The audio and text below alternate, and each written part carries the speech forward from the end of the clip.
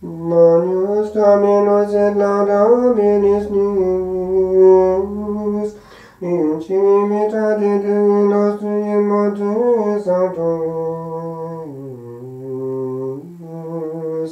Gloria Patri et Filio et Spiritui Sancto,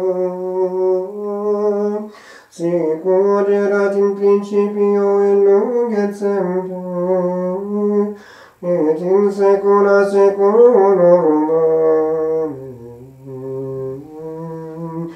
Sucebimus Deus misericordiam tuum in medio templi tui, secundum nomen tuum Deus, itae nostrum,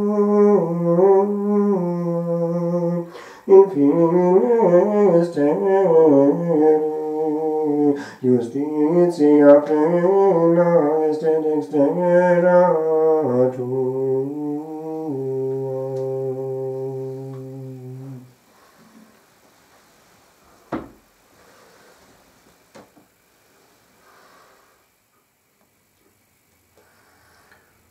Then Jacob awoke from his sleep and said, "Truly, the Lord is in this place, and I never knew it."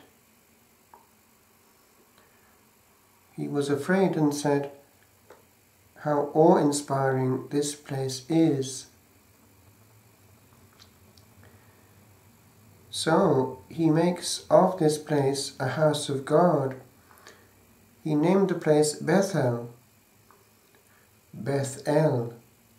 house of God. And he makes this vow: if God goes with me and keeps me safe on this journey I am making, if he gives me bread to eat and clothes to wear, and if I return home safely to my father, then the Lord shall be my God. This stone I have set up as a monument shall be a house of God.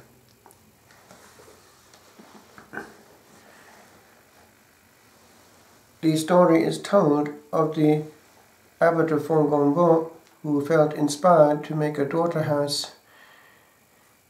He went and prayed and handed over the question of where to Our Blessed Lady, and he felt moved to cast a miraculous medal to the ground, and there where it fell to build.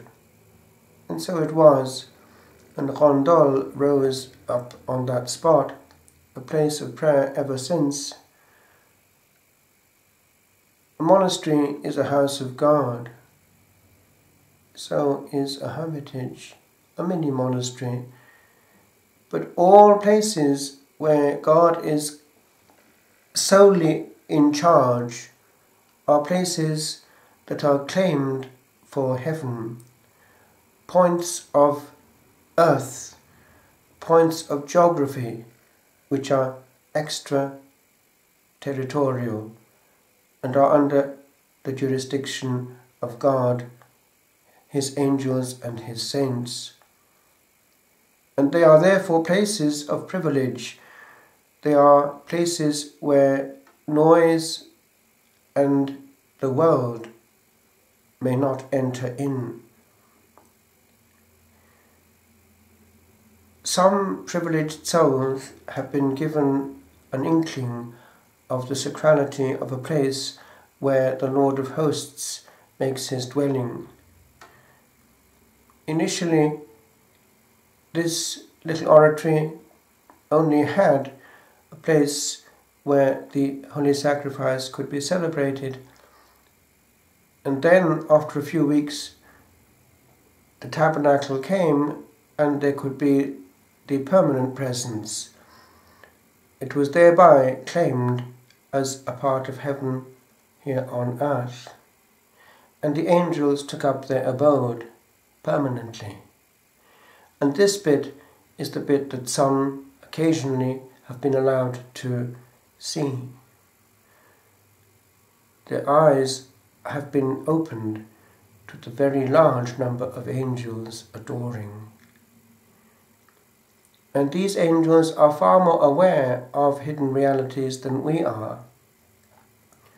They are probably greatly saddened when they see that the bread of angels is easily handled by unconsecrated hands, that many particles remain here and there and are therefore desecrated. They are probably saddened when they hear many decibels of noise in the house of God. It has been picked up, very rarely, but it has been, that the beauty of angelic chant is something that we cannot imitate. However, we can, by human skill, make a very pale approximation to it when we wish. We can produce harmony, and this pleases the little ears of the angels. But I was very moved some years ago when it was brought to my attention, quite by chance, that in a holy mass celebrated by the great exorcist Padre Matteo Lagrua in Sicily, that he was made aware that at that celebration, which was a big one, there would be something unusual taking place. And they picked it up, and it has been picked up for us, for they were recording it. It was at the moment of consecration, what was starting and growing louder.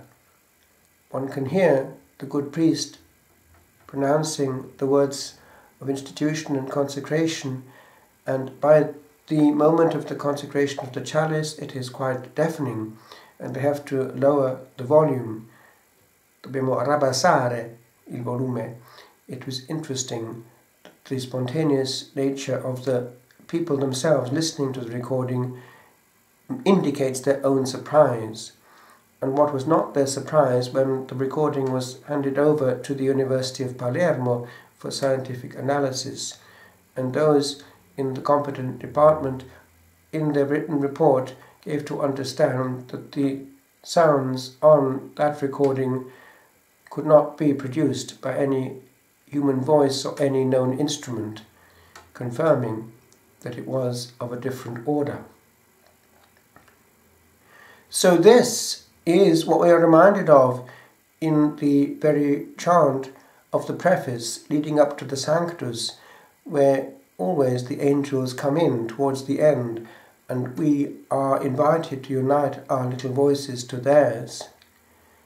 How dignified should be our praise, how sincere our worship. In the old rite, the celebrant bows his head while reciting those first parts of the Trisagion, the Sanctus, up until the words, "Blessed is he who comes."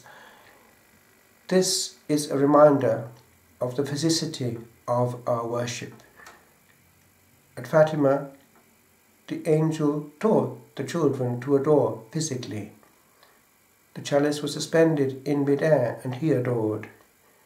And he invited them to adore and make reparation for the outrages, sacrileges, and indifference by which he himself is offended.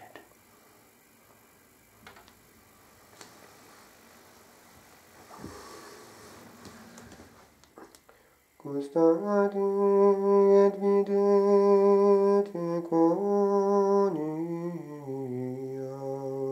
suavis est Dominus, beatus vire qui sperat in eo.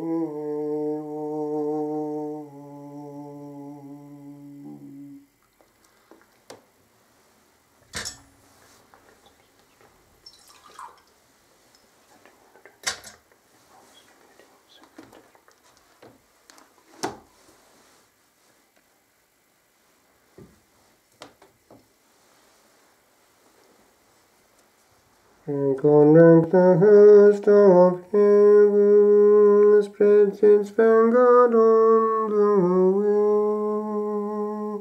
way, as the light of night descends from the realms of endless day, that the powers of hell may vanish as the darkness clears away.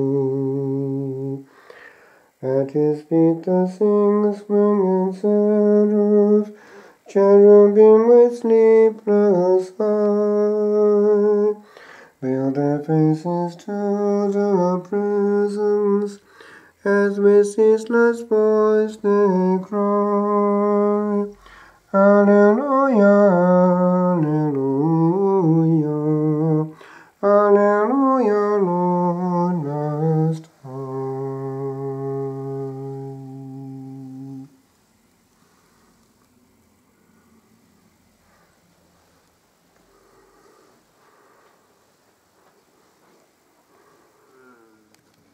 Hello? I have something to add to this discourse. I have been listening to it all. And you know, there is one bit that you have left out. It is the bit that I know about and that you don't know about exactly, but you will find out one day. Do you know that you can only see what you can see? But there are lots and lots of things that you cannot see, and I can see them all. And I have ears that hear things that you cannot hear, as long as you're on this side of time. So come with me. Now look here. Let us go into the chapel, where all my brothers are waiting.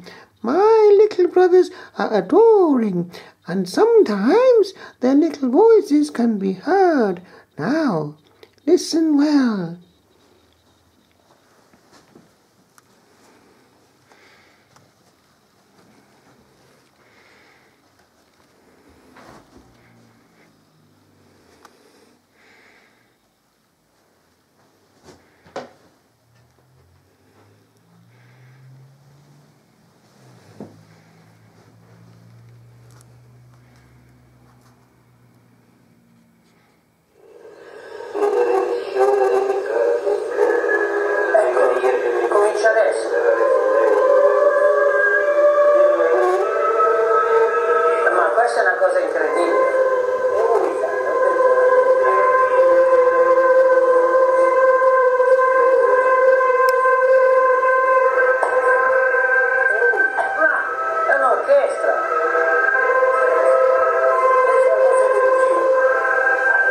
Perché è fortissimo.